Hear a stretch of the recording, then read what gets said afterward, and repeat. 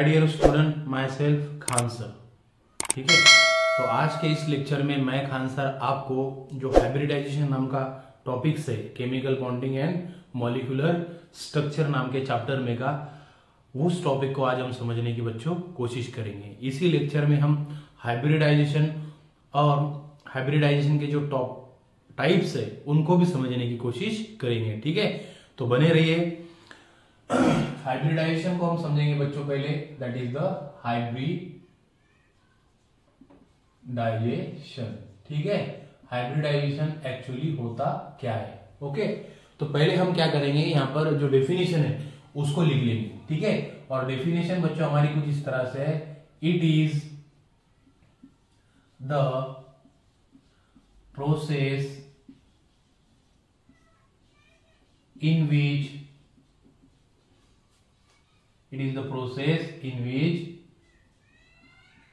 mixing and recasting of same energy orbital gives new hybrid orbital। ठीक है, is called hybridisation. ठीक है, और इसी को कहा जाता है हाइब्रिडाइजेशन। ऐसी प्रोसेस बच्चों जिसमें एटम के जो ऑर्बिट होते हैं वो एक साथ में मिक्स होते हैं और उन्हीं के साथ मिक्स होते हैं जिनकी एनर्जी इक्वली समवॉट सेम होती है, ज्यादा कंपैरिजन एनर्जी में नहीं रहता। उन ऑर्बिट के साथ वो क्या होते हैं, मिक्स होते हैं और नए ऑर्बिट प्रोड्यूस करते हैं।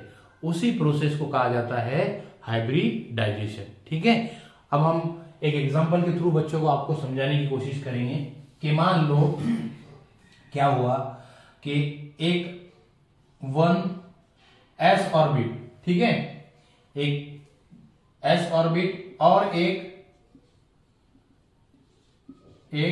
p orbit. ओके, एक s ऑर्बिट और एक p ऑर्बिट किसी एलिमेंट का, ठीक है, दूसरे कोई भी एलिमेंट्स हो सकते हैं, जैसे कि मान लो a और b का।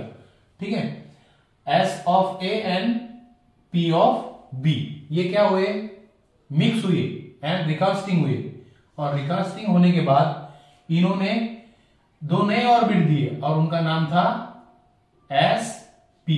ठीक है, तो नए ऑर्बिट यहां पर प्रोड्यूस हुए, और जिस तरह से आप देख रहे हैं यहां पर क्या, इस हाइब्रिडाइजेशन में एक S और एक P इन्वॉल्व था। दैट्स वाई इस हाइब्रिडाइजेशन को कहते हैं sp हाइब्रिडाइजेशन। ठीक है, जितने ऑर्बिट उसमें इन्वॉल्व हो गए उसी तरह से हाइब्रिडाइजेशन का नाम भी प्रोड्यूस किया जाता है। ठीक है, तो hybridisation is nothing but the mixing and recasting of atomic orbital produce the new atomic orbital, it's called as hybridisation. ऐसी प्रोसेस जिसमें जो ऑर्बिट है किसी भी एटम के वो मिक्स और रिकास्टिंग होते हैं, एक दूसरे के साथ मिक्स होते हैं और नए एनर्जी वाले जो ऑर्बिट्स होते हैं वो प्रोड्यूस होते हैं, उस तरह के प्रोसेस को कहा जाता है हाइब्रिडाइजेशन। ठीक है, और इसके बाद बच्चों हम सीखेंगे कि हाइब्रिडाइजेशन के बेसिकली कितने टाइप्स है। ठीक है, और इस टॉपिक में हम उस तरह की हाइब्रिडाइजेशन को सीखेंगे जिसमें हमें ज्योमेट्री वगैरह भी पता चलेंगे। ठीक है, तो आप देखते रहिए आगे आगे होता है क्या। ठीक है, तो बेसिकली अभी मैं क्या करूंगा, यहां पर हाइब्रिडाइजेशन एक टाइप में, एक साइड में अपन क्या करेंगे, हाइब्रिडाइजेशन। ओके, और यहां पर हम बच्चों लिखेंगे that is atomic orbital involve, और कौन से ऑर्बिट उसमें इन्वॉल्व है वो लिखेंगे हम यहां पर, और यहां पर हम बेटा शेप ठीक है, शेप, और लास्ट में हम यहां लिखेंगे उनकी एग्जाम्पल। ठीक है बच्चों, तो कुछ इस तरह से हमारा ये अब लेक्चर होने वाला है। ठीक है, हमने चार्ट यहाँ पर निकाल ली बच्चों, देख सकते हैं आप, और लास्ट में हम इसमें एग्जाम्पल लिखेंगे। ठीक है, तो पहला जो हमारा हाइब्रिडाइजेशन है, ठीक है, आप अच्छे से देखो, यहाँ पर काफी जबरदस्त ये लेक्चर होने वाला है, अभी आप देख सकते हैं यहाँ पर।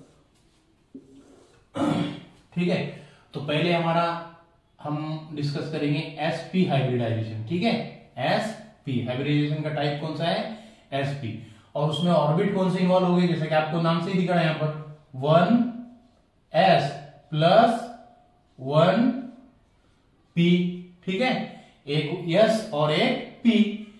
ठीक है, अब इस तरह के हाइब्रिडाइजेशन से जो मॉलिक्यूल प्रोड्यूस होगा उसकी शेप कैसी होगी, उसकी शेप होगी दैट इज द लीनियर।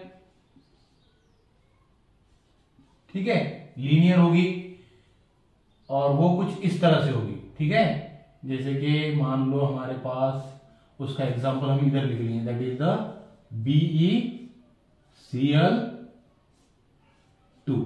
ठीक है, उसकी जो शेप होगी वो कुछ इस तरह से होगी। ठीक है, शेप जो होगी उसकी लीनियर होगी बच्चों। ठीक है, और लीनियर शेप मोस्टली यहां पर हम लिख देंगे उसको लीनियर। ठीक है, लीनियर शेप इस तरह से होती है। ठीक है, यहां पर कोई लिखने का काम नहीं। ठीक है, तो sp हाइब्रिडाइजेशन जिसमें एक s और एक p इन्वॉल्व होता है, शेप जो होती है वो लीनियर होती है, और एग्जांपल हमारा क्या है, BeCl2। दूसरा एग्जांपल ये भी लिख सकते हैं हम, BH2।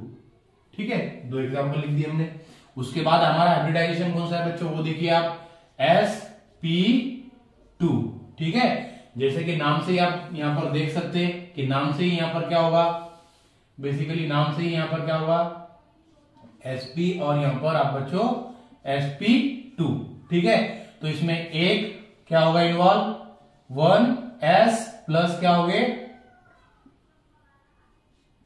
2p इन्वॉल्व होगी बच्चों इसमें। ठीक है, तो बेसिकली अब जब शेप जो बनेगी वो कैसे बनेगी, जैसे कि एक क्या है हमारा s और दो p है, तो शेप कैसी होगी इसकी, बेसिकली इसकी शेप जो होगी वो किस इस तरह से होगी। एग्जांपल हम ले लेंगे यहां पर बच्चों, एग्जांपल हमारा होगा that is the BF3। Okay, BF3 नाम का एग्जांपल हमारा होगा, और शेप जो होगी यहां पर इसकी कैसी होगी, ट्रायगोनल।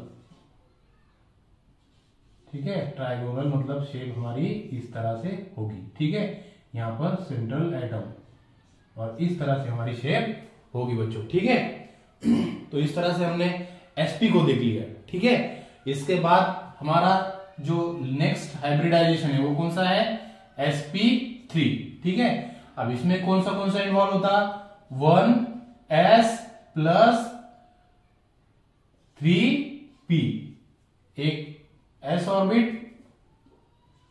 ऑर्बिट और 3 p ऑर्बिट इसमें इन्वॉल्व होते हैं। ठीक है, अब इसकी जो शेप होगी वो कैसी होगी, दैट इज द टेट्राहेड्रल।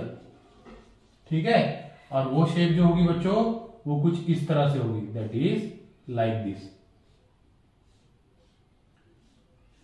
ठीक है, और उसका बेसिकली जो एग्जांपल है वो हमारे पास बेस्ट एग्जांपल उसका दैट इज CH4, और दूसरा SnCl4। ओके, SnCl4 और SnCl4 और CH4 इसके दो एग्जांपल है। ठीक है, उसके बाद बच्चों हमारा जो हाइब्रिडाइजेशन है that is the sp3d। Okay, देखते जाओ आप। अब इसमें जो हमारा ऑर्बिट कौन से इन्वॉल्व है, एक s, 1s प्लस 3p। ठीक है, 3p और 1d इसमें इन्वॉल्व है। ठीक है, आप देख सकते हैं यहां पर।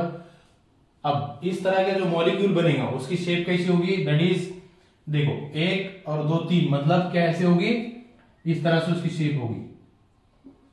शेप हम यहां पर लिख लेंगे उसकी, दैट इज द शेप जो होगी बच्चों उसकी कुछ इस तरह से होगी। ठीक है, इस शेप को आप देख सकते हैं, ठीक है। और इस शेप को क्या कहते हैं, that is the trigonal bipyramidal, trigonal bipyramidal, ठीक है। इसी शेप को कहा जाता है ट्राइगोनल बायपिरामिडल। और इसका एग्जांपल हमारा कौन सा है, दैट इज द PCl5, ठीक है, PCl5। PCl5 इसलिए कि देखो यहाँ पर कितने ऑर्बिट है, एक D 2, एक D 3P और एक S, मतलब टोटल 5, तो 5 क्लोरीन है यहाँ पर, ठीक है। उसके बाद बच्चों देखो हमारा लास्ट का जो हाइब्रिडाइजेशन है दैट इज द sp3d2, ठीक है, sp3d2। अब इसमें कौन से इन्वॉल्व है आप देख सकते हैं, that is the 1s plus 3p और 2d, इतने इसमें ऑर्बिट इन्वॉल्व है। और जिस तरह के हाइब्रिडाइजेशन में इतने एक s 3p और 2d ऑर्बिट इन्वॉल्व होते हैं उसको sp3d2 हाइब्रिडाइजेशन बोलते हैं। अब इसमें बेसिकली देखो आप क्या हो सकता, आप देख सकते हैं कि यहां पर हमारे पास कितने ऑर्बिट हो रहे, टोटल 2 और 2 दैट इज 6 हो रहे।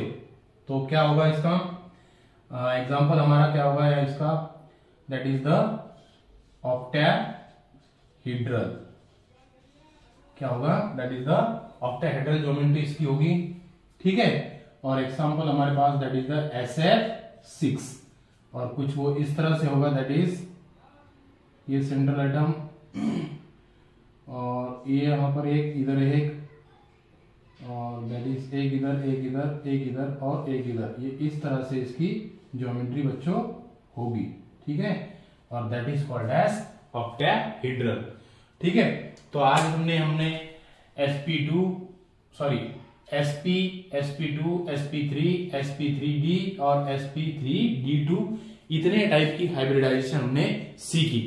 एक बार फिर से मैं बच्चों आपको समझाना चाहूंगा कि जिस हाइब्रिडाइजेशन में एक s और एक p ऑर्बिट इन्वॉल्व होते हैं उसको sp हाइब्रिडाइजेशन कहते हैं, और जिस हाइब्रिडाइजेशन में एक s और 2p ऑर्बिट इन्वॉल्व होते हैं उसको sp2 हाइब्रिडाइजेशन कहते हैं, और जिस हाइब्रिडाइजेशन में एक s और 3p एटॉमिक ऑर्बिटल इन्वॉल्व होते हैं उसको sp3 हाइब्रिडाइजेशन कहते हैं, और जिस हाइब्रिडाइजेशन में एक s 3p और एक d एटॉमिक ऑर्बिटल इन्वॉल्व होते हैं उसको हम sp3d हाइब्रिडाइजेशन कहते हैं, और जिस हाइब्रिडाइजेशन में एक s 3p और 2d एटॉमिक ऑर्बिटल किसी भी एटम के इन्वॉल्व होते हैं उसको हम कहते हैं sp3d2 हाइब्रिडाइजेशन, ठीक है।